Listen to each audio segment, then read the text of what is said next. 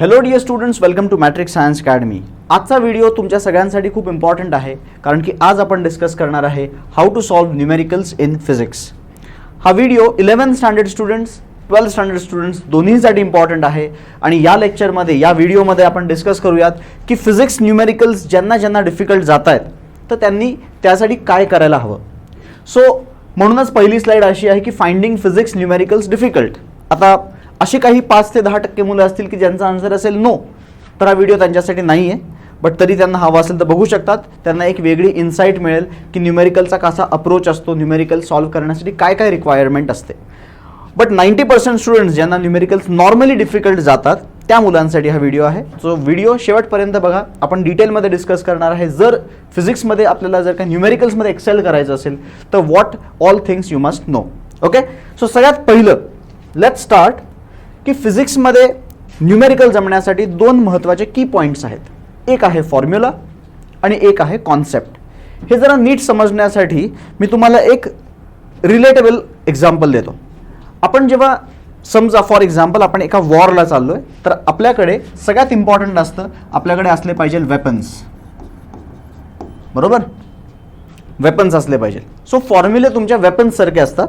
So आपल्याकडे जेवढे weapons जास्त असतील तेवढं आपल्याला हेल्पफुल राहणार आहे. Because depending on the enemy, depending on समोरचा जो शत्रू आहे त्याच्यावर त्याच्या साईजप्रमाणे त्याच्या ताकदीप्रमाणे आपल्याला पाहिजे ते वेपन आपल्याकडे असलं पाहिजे.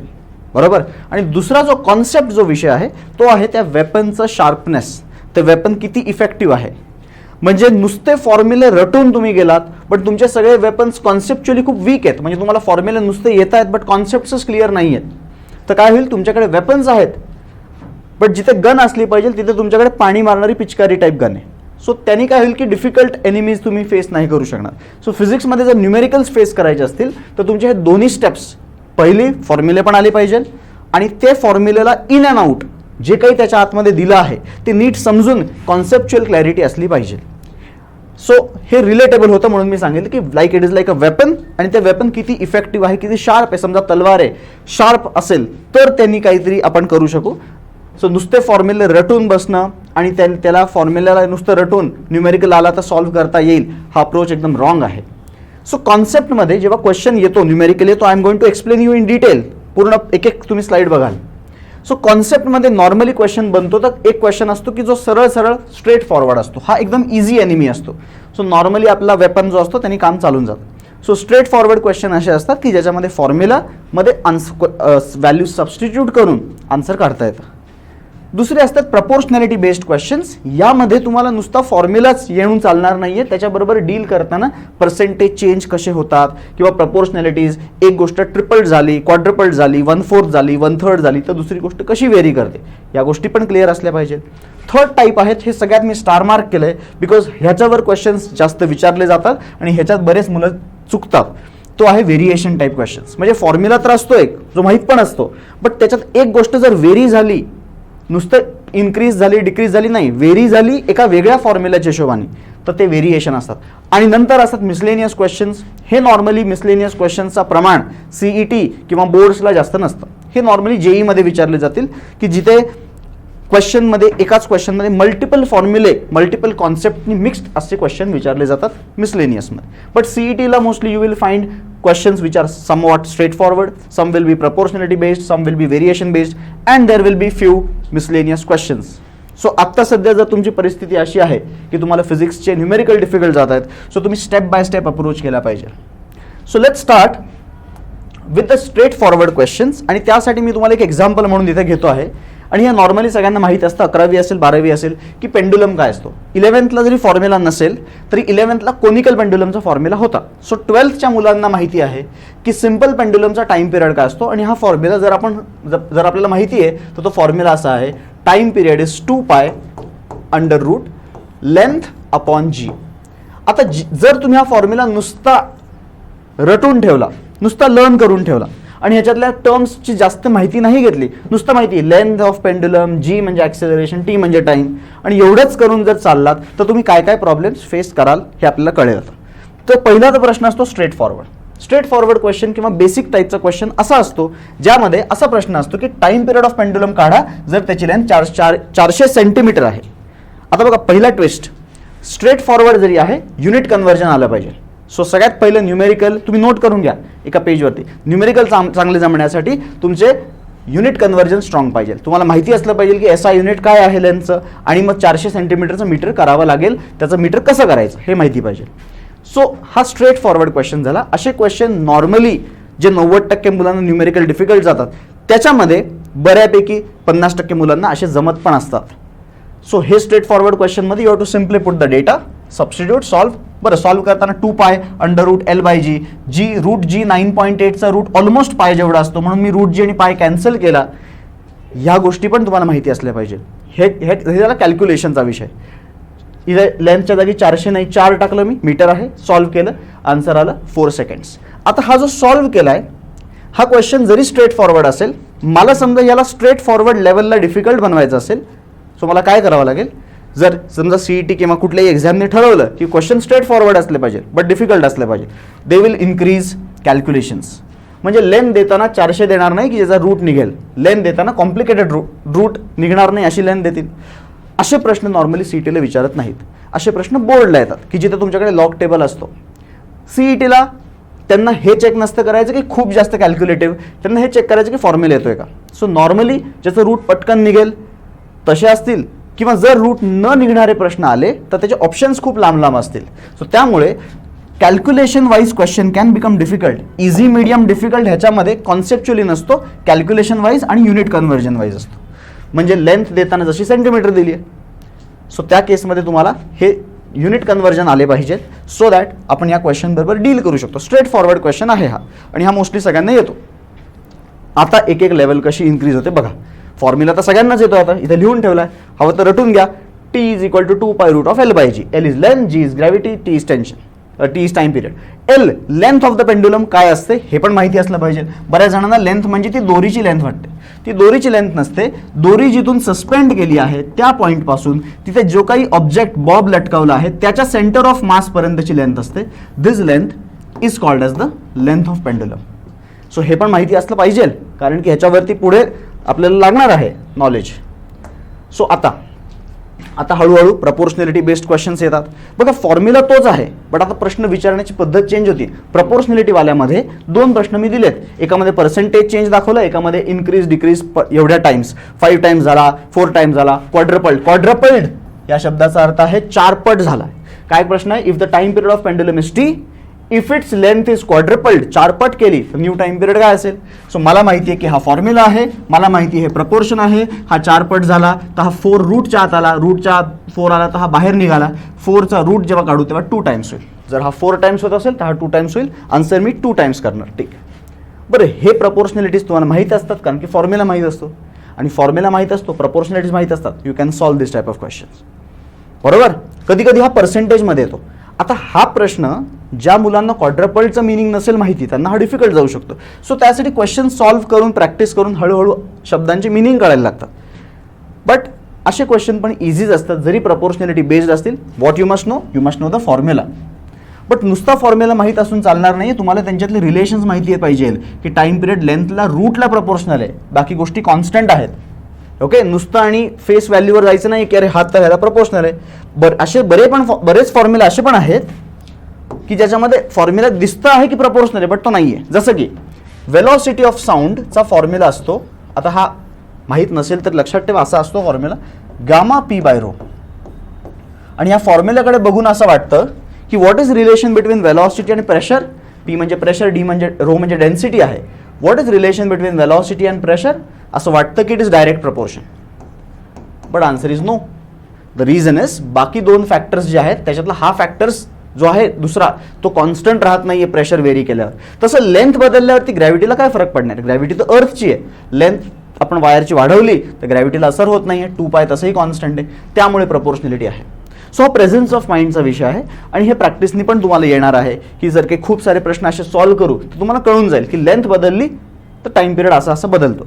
आणि हा नुसता प्रपोर्शनॅलिटीमध्ये क्वाड्रपल्ड, 4 टाइम्स, 10 टाइम्स, 2 टाइम्स, हाफ, 1/4 असंच नाही, पर्सेंटेजमध्ये पण डील करता आलं पाहिजे की जर लेंथला 44% वाढवली, बरं 44% वाढणं म्हणजे काय हे पण माहिती पाहिजे. सो दुसरा पॉईंट, युनिट कन्व्हर्जन आलं पाहिजे.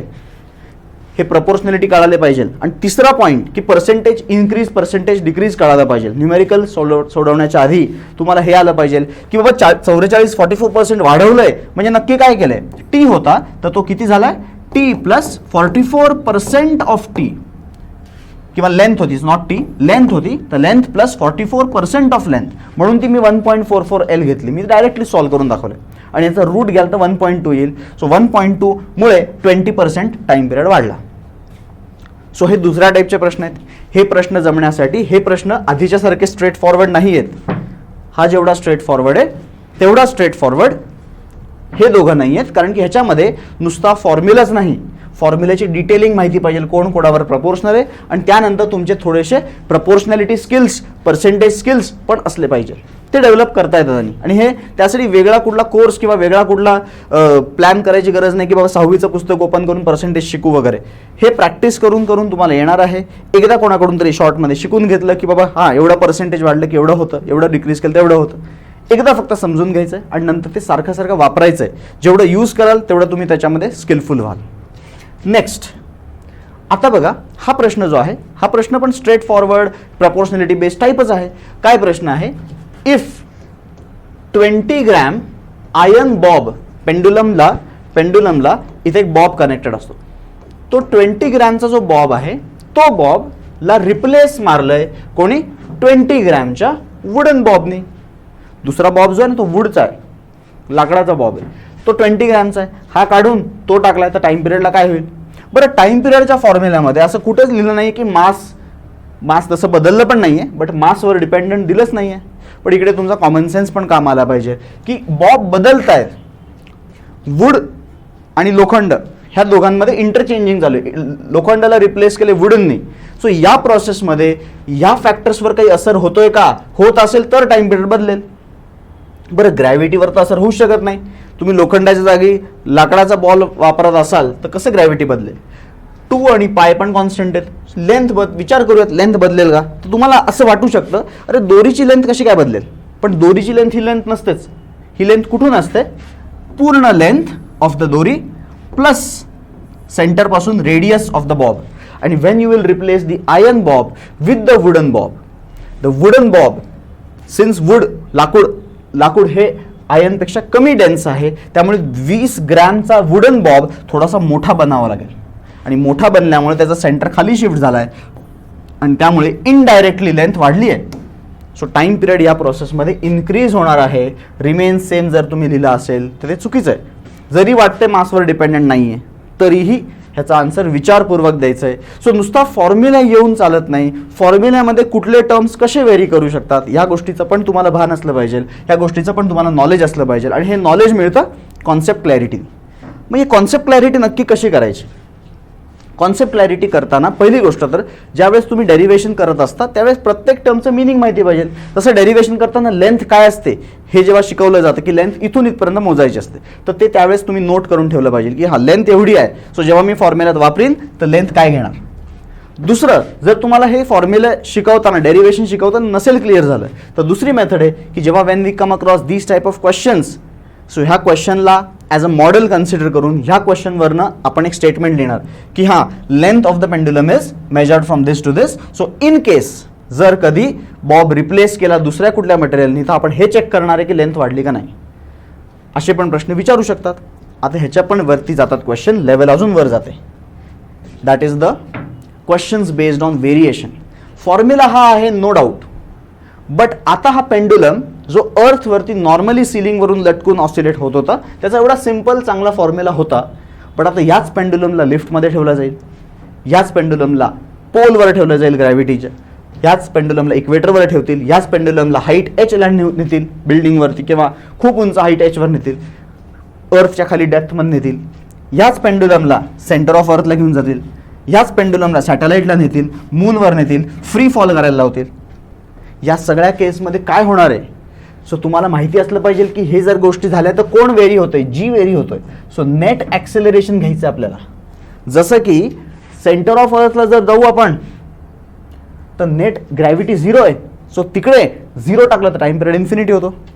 जर आपण हा पेंडुलम घेऊन फ्री फॉलिंग लिफ्टमध्ये जाऊ, लिफ्ट जी खाली पडत आहे, फ्री फॉल होतीये, तर त्या केसमध्ये नेट ॲक्सिलरेशन 0 होतं. नेट ॲक्सिलरेशन 0 का होतं? Because when lift is falling down with acceleration due to gravity g, आतमधल्या सगळ्या बॉडीजवर सुडो ॲक्सिलरेशन लागतं जी.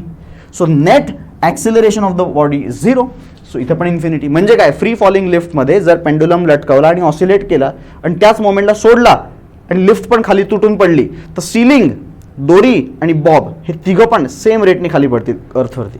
याचा अर्थ सीलिंग, दोरी आणि बॉब असेच राहतील एंडपर्यंत, जोपर्यंत ते सरफेसला हिट करत नाहीये. म्हणजे पेंडुलम बेसिकली ऑसिलेशन करणं थांबून गेलाय जोपर्यंत तो ग्राउंडला हिट करत नाही. फ्री फॉलच्या ड्युरेशनमध्ये its time period will be infinity. It will not oscillate. Depth D ला काय होईल, हाईट एच ला काय होईल, यांनी काय होणार आहे, हा फॉर्म्युला फक्त व्हेरी होणार आहे. जी एचचा फॉर्म्युला माहिती पाहिजे, 1 - 2h/r जर स्मॉल हाईट असेल. जी डीचा फॉर्म्युला माहिती पाहिजे, इक्वेटरचा माहिती पाहिजे, पोलचा माहिती पाहिजे. या सगळ्या गोष्टी तुम्हाला ऑसिलेशन करताना एकदम अचानक कशा येणार? सो बऱ्याच वेळेस असं होईल की आपण आत्ता अभ्यास चालू करतोय, अभ्यास चालू करत असताना तुम्ही ऑसिलेशन अभ्यास करताय, तर न्यूमेरिकल सॉल्व्ह करताना असा कुठला न्यूमेरिकल अडला तर टेन्शन नाही घ्यायचं. असं नाही समजायचं की ऑसिलेशनचे न्यूमेरिकल येत नाही मला, प्रॉब्लेम आहे बाकीच्या गोष्टी येत नाही आहेत. सो बाकीच्या जेव्हा गोष्टी येणार नाही तेव्हा तुम्ही नोट करून ठेवायचं की हा क्वेश्चन जो आहे याला एक वेगळा फॉर्म्युला लागतो जो की कुठल्या वेगळ्या लेसनमध्ये आहे. सो तो नोट करून ठेवाल आणि त्या मोमेंटला समजा एक क्वेश्चन तुम्ही सॉल्व्ह करताय फॉर एक्झाम्पल हाईटचा, सो त्या मोमेंटला हा हाईटचा फॉर्म्युला समजून घेतला तुम्ही, तर हा फॉर्म्युला त्या मोमेंटला लर्न करा. आता जाऊन 11वीचं बुक उघडू नका आणि पूर्ण ग्रॅव्हिटेशन, पूर्ण ऑप्टिक्स प्रिपेअर करणं चालू करू नका. जिथं जे लागेल ते नोट करा. ते तुमच्या एक वेगळी बुक बनवा, न्यूमेरिकलसाठी एक वेगळी बुक बनवा. त्या बुकमध्ये जे काही डाऊट येईल, जे काही तुम्हाला इम्पॉर्टंट वाटेल ते तिथं शिफ्ट करायचं आणि ते डेली बेसिसवरती प्रॅक्टिस करा. तुम्हाला हळूहळू अशी एक केस येऊन जाईल की हे सगळे केसेस तुम्हाला समजून जातील. बरं, हे केस सोडून पण केसेस असतात आणि काय माहिती एक्झाममध्ये अशी एक केस येईल की जी आपण इथं पण डिस्कस नाही केली. बट जर तुम्हाला हे सगळे केसेस माहिती असतील आणि या सगळ्या केसला काय अप्रोच घेत आहे माहिती असेल, सो एक्झाममध्ये पण एखादी नवीन केस आली तर तुम्ही डील करू शकाल. जसं की फॉर एक्झाम्पल पेंडुलम ऑसिलेट होतं, त्याचा टाइम पिरियड आहे 2 सेकंड्स. बट अचानक समजा समर सीझनमध्ये लेंथ वाढून जाते थर्मल एक्सपान्शनमुळे. लेंथ वाढल्यावरती टाइम पिरियडमध्ये असर होतो, टाइम पिरियड वाढून जातो. लेंथ वाढली ना, टाइम पिरियड वाढतो आणि टाइम पिरियड वाढला की पेंडुलम ऑसिलेट करायला जास्त वेळ घेतो. इट टेक्स मोर टाइम आणि if it takes more time means it will lose time. समरमध्ये तो काय करेल, आरामात ऑसिलेट होईल. एक ऑसिलेशन तो निवांतमध्ये घेईल. 2 सेकंड घेतले पाहिजे तर तो 2.2 सेकंड घेईल आणि जेव्हा तो 2.2 सेकंड घेईल तो वरती सिग्नल देईल 2 सेकंड झाले. बिकॉज ऑसिलेशन पेंडुलम क्लॉकचं काम काय, एक ऑसिलेशन झालं की तो वर सिग्नल सांगतो की 2 सेकंड झाले. समरमध्ये तो हळू ऑसिलेट करतोय. सो 2 सेकंड नंतर सांगण्याच्या ऐवजी तो 2.2 सेकंड नंतर सांगतोय वरती 2 सेकंड झाले. सो समरमध्ये वरचा क्लॉक स्लोली मूव्ह होतोय, तो टाइम लूज करत चाललाय. It loses time. ओके. विंटरमध्ये उलट होतं, विंटरमध्ये लेंथ कमी होते. लेंथ कमी झाली की तो पटपट ऑसिलेट होतो. पटपट ऑसिलेट झाला की जिथे 2 सेकंड नंतर त्यांनी सांगितलं पाहिजे वर 2 सेकंड झाले, तर तो 1.8 सेकंड नंतर वरती इन्फॉर्मेशन देतो 2 सेकंड झाले. सो ॲक्च्युली 1.8 सेकंड झालेत बट क्लॉक मोजतोय 2 सेकंड. सो प्रत्येक 1.8ला 2, सो क्लॉक पुढे चाललाय, क्लॉक गेन करतोय टाइम. या छोट्या मोठ्या गोष्टी तुम्हाला नॉर्मली आपण लेक्चरमध्ये ह्या गोष्टी कव्हर करतो. जरी बोर्ड लेक्चरमध्ये काही गोष्टी कव्हर नसतील होत, कारण की बोर्डमध्ये एवढी थिअरी हे सोडून हे सगळं एक्स्ट्रा घेणं अवघड असतं. जर बोर्डमध्ये काही गोष्टी कव्हर नसतील होत तर त्या CETच्या लेक्चर्समध्ये नंतर कव्हर होतातच. आणि नसतील जरी होत तरी तुम्ही इंडिव्हिज्युअल लेवलला while solving question, if you come across this type of questions, तुमच्या त्या नोटबुकमध्ये शिफ्ट झालं पाहिजे की ज्या नोटबुकमध्ये टेक्स्टबुक सोडून एक्स्ट्रा नॉलेजचा ते बुक आहे त्याच्यामध्ये तुम्ही नोट करून ठेवलं पाहिजे की असं असं होतंय. आणि ते नुसतं लिहून काही होणार नाही, ते का होतंय त्याचं रिझन समजलं पाहिजे. बिकॉज नुसतं लिहून ते बुक भरेल आणि तुम्हाला काही आठवणार नाही. प्रत्येकाचं रिझन लिहायचं, नाही कळालं तर टीचरला विचारायचं की असं का होतंय, Y loses time, Y gains time. ते टीचरकडून कळाल्यावरतीच तुम्हाला एकदा कॉन्सेप्ट कळाला की तुम्ही पुढे जाऊ शकता. Okay. So let us summarize. हा पूर्ण जो व्हिडिओ होता त्याचा समरी काय, to master your numerical solving skills, what are the dos don'ts बद्दल जास्त नको बोलायला, काय करायला पाहिजे ते बघूयात. पहिली गोष्ट तर फॉर्म्युला रटवून टाकला पाहिजे. लर्न ब्लाइंडली रट्टा नाही मारायचा आहे. नुसतं वेपन्स घेऊन, सगळे प्लास्टिकचे खेळणी घेऊन वेपन म्हणून तुम्ही गेला वॉरमध्ये तर प्रॉब्लेम होईल. सो फॉर्म्युला नुसते रटून होणार नाहीये. लर्न तर करा with understanding of each and every term present in the formula and not present in the formula. जो फॉर्म्युलामध्ये आहे त्याचं तो नॉलेज पाहिजेलच. जो फॉर्म्युल्यामध्ये नाही आहे बट तो व्हेरी झाला तर काय असर होऊ शकतो का ह्याची पण माहिती पाहिजे. म्हणजे वेलॉसिटी RMS स्पीड ऑफ गॅसचा फॉर्म्युला असतो √3RT/m0. प्रेशर या फॉर्म्युल्यात नाही आहे. प्रेशर व्हेरी झालं तर CRMS कसा व्हेरी होतो याचा विचार जर तुम्हाला आला, असा प्रश्न एक्झाममध्ये विचारला तर काय करणार. सो त्याची सगळी माहिती असली पाहिजे. ओके, सो जे टर्म्स प्रेझेंट आहेत, जे टर्म प्रेझेंट नाही आहेत ह्याची पण माहिती असली पाहिजे. So learn formula with the understanding of each and every term. आणि फॉर्म्युला लर्निंग खूप सिरियसली घ्या. The moment if I ask you what is, for example मी विचारतो की what is the frequency of fundamental frequency of a wire vibrating in the first harmonic. Fundamental frequency म्हणजेच first harmonic. What is the frequency. So ज्यांचा हा lesson झाला आहे superposition of waves, quickly सांगता आलं पाहिजे. असं कुठलाही फॉर्म्युला रँडमली विचारला, what is magnetic field at the centre of the coil carrying current आहे μ0I/2a. सो फॉर्म्युला पटपट आले पाहिजे. फॉर्म्युला बिकॉज बघा CETला 50 प्रश्न असणार आहेत. त्या 50 मध्ये पकडून चला तुम्ही 20 ते 25 ना हे स्ट्रेट फॉरवर्ड असते. स्ट्रेट फॉरवर्ड म्हणजे फॉर्म्युला, व्हॅल्यू टाका, आन्सर काढा, अशी स्कीम. सो ह्या प्रश्नांना आपल्याला जास्त वेळ नाही द्यायचा आहे. ते प्रश्न आपण लवकर सोडवू शकलो तर आपल्याला उरलेल्या 25 प्रश्नांवर वेळ देता येईल आणि तो वेळ दिला तर ते सुटतील. तुम्ही जर या 25 मध्ये फॉर्म्युला आठवण्यामध्ये अर्धा मिनिटं घ्याल, 30 सेकंड्स घ्याल, तर तुमचा 25 प्रश्नामध्येच टाइम संपून जाईल आणि उरलेले 25 प्रश्न तुमचे सुटणार नाही. तुम्हाला तुक्के मारावे लागतील, सी असे काहीतरी करावं लागेल. आणि नॉर्मली फिजिक्समध्ये पेपर मुलांचा संपत नाही. केमिस्ट्रीच अर्ध्या तासात होत नाही बऱ्याच मुलांचं. केमिस्ट्रीमध्ये 40-45 मिनिट्स घेतात आणि नंतर फिजिक्सकडे येतात. फिजिक्स आणि केमिस्ट्रीमध्ये 30 आणि 60 असं डिव्हिजन झालं पाहिजे. 30 minutes chemistry, 60 minutes physics. This is the normal or most preferred way of solving the paper CET. We will discuss about it later on. Atta sadhya first is you have to learn the formula, each and every formula you must know. Second is clear the concept. कसे clear करायचे. Derivation समजून तुम्हाला समजले पाहिजे. बघा derivation तुम्हाला नुसतं लिहिता येतात. सर टाइम पिरियडचा पूर्ण डेरिवेशन लिहिता येतो मला, उपयोग नाही आहे. लिहिता येतोय म्हणजे एक्सप्लेन करता येतोय का की ह्या स्टेपनंतर ही स्टेप का आली, या स्टेपनंतर ही स्टेप का आली, समजलाय का. Clear the concept. डेरिवेशन कुठलंही फॉर्म्युला, मी समजा म्हणलं की magnetic field at the centre of the coil, जर मगाशी एक्झाम्पल घेतलं मी, हा फॉर्म्युला आहे 2a, हा डिराईव्ह करून दाखवता आला पाहिजे. सो डेरिवेशन येणं म्हणजे नुसतं लिहिता येणं वेगळं आहे. डेरिवेशन समजून स्टेप बाय स्टेप, या स्टेपनंतर ही स्टेप का लिहितोय ह्याचं माहिती असणं ही दुसरी मेथड. सो डेरिवेशन तुम्हाला माहिती सकट आलं पाहिजे. डेरिवेशन डिराईव्ह करता आलं पाहिजे. Note down the variation and revise. जसं मी तुम्हाला ग्रॅव्हिटीच्या फॉर्म्युल्यामध्ये दाखवलं टाइम पिरियडच्या, की पेंडुलमला लिफ्टमध्ये ठेवला आहे, कारमध्ये ठेवला आहे, कार टर्न मारते त्या कारमध्ये ठेवला आहे. अशा वेगवेगळे व्हेरिएशन्स काय काय असू शकतात हे नॉर्मली लेक्चरमध्ये आपण डिस्कस करतोच. बट काही व्हेरिएशन नाही डिस्कस झाले तर you have to revise it, you have to note them down. कुठे मिळतील तुम्हाला चांगले बुक्स आहेत. टार्गेट पब्लिकेशन बरेच जण फॉलो करतात, त्याच्या स्टार्टिंगच्या समरीमध्ये पण दिलेले असतात. प्लस जेव्हा आपण MCQ सॉल्व्ह करत असतो, MCQ सॉल्व्ह करताना असे व्हेरिएशन सापडतात. ते व्हेरिएशन सापडले की आपल्या बुकमध्ये शिफ्ट करायची, जी वेगळी बुक बनवणार आहे न्यूमेरिकलसाठी. हे जर सगळं तुम्ही फॉलो केलं तर तुम्हाला रिझल्ट्स काही दिवसांनी दिसायला लागतील. आज केलं तर उद्या नाही दिसणार. काय होईल प्रॉब्लेम, तुम्ही चालू कराल एक लेसन घ्याल तर तुम्हाला या सगळ्या न्यूमेरिकलमधनं हे जे आहे what to do while solving numerical, हा पॉईंट आपण शेवटी घेऊ. But while solving what you will face the problem will be की तुम्हाला स्ट्रेट फॉरवर्ड जमतील, जास्तीत जास्त प्रपोर्शनॅलिटी जमतील. You will face problems in variations. But variation नाही जमले तर त्या लेसनचा दोष नाही आहे. प्रॉब्लेम आहे की तुमची मागची पापं आहेत की जे मागे तुम्ही नाही केले त्याच्यामुळे तुम्हाला व्हेरिएशन जमत नाही आहेत. सो टेन्शन घेऊ नका. ऑसिलेशन करतात, ऑसिलेशन घ्या, सुपरपोजिशन घ्या, एक लेसन करत जा. एक पॉईंट असेल की सगळे लेसन बऱ्यापैकी झाले असतील त्यावेळेस तुम्ही कम बॅक टू व्हेरिएशन्स, मग त्यावेळेस व्हेरिएशन जमतील. मग ते पण व्हेरिएशन 11वीचे असतील तर त्यावेळेस तुम्हाला ते लक्षात ठेवावं लागलं. आता 11वी आत्ता प्रिपेअर करत बसण्यात पॉईंट नाही आहे. आता 12वीवर फोकस करूयात. बरं, ज्यांचा अभ्यास 12वीचा झाला आहे ते तर 11वी करू शकतात. बट मॅक्सिमम स्टुडंट अजून 12वीमध्ये डील करतात. सो 12वीचा अभ्यास झाला की वी गेट मोर टाईम. नोव्हेंबर-डिसेंबरमध्ये पण टाईम आहे आपल्याकडे. At that time you can also go through the 11th standard one shot lectures and all those things. You can revise those topics. हे पण झाले. मिसलेनियस आत्ता डिस्कस करायची गरज वाटत नाही मला. हे नॉर्मली CETला असे प्रश्न नाही विचारत, खूप कमी विचारतात. मिसलेनियसला हे सगळ्या गोष्टी तर आल्याच पाहिजे. त्याच्याबरोबर थोडंसं तुम्हाला स्वतःला तुमच्या न्यूमेरिकल सॉल्विंग स्किल कशी आहे, तुमची थिंकिंग कशी आहे हे पण मॅटर करतं. And now the last point की वाईल सॉल्विंग न्यूमेरिकल तुम्ही काय केलं पाहिजे. पॉईंट नंबर 1, जी तुमच्या मनामध्ये भीती आहे की मला न्यूमेरिकल येत नाही, ती भीती पहिली तर घालवली पाहिजे. You have to stay positive. Okay, attitude positive पाहिजे. न्यूमेरिकल सॉल्व्ह करणं म्हणजे न्यूमेरिकल सॉल्व्ह करणं मी पहिलेच सांगितलं, it is like a war. बरोबर ना? वॉरमध्ये जाताना तुम्ही ऑलरेडी निगेटिव्ह ॲटिट्यूडनी जाल की हरणारच आहे, तर वर्क नाही करणार. For that you should have a positive attitude along with the positive attitude. Don't take the numerical lightly. Over confidence नसला पाहिजे. सो क्वेश्चन वाचताना एकूण एक लाईन नीट वाचा, आरामात वाचा.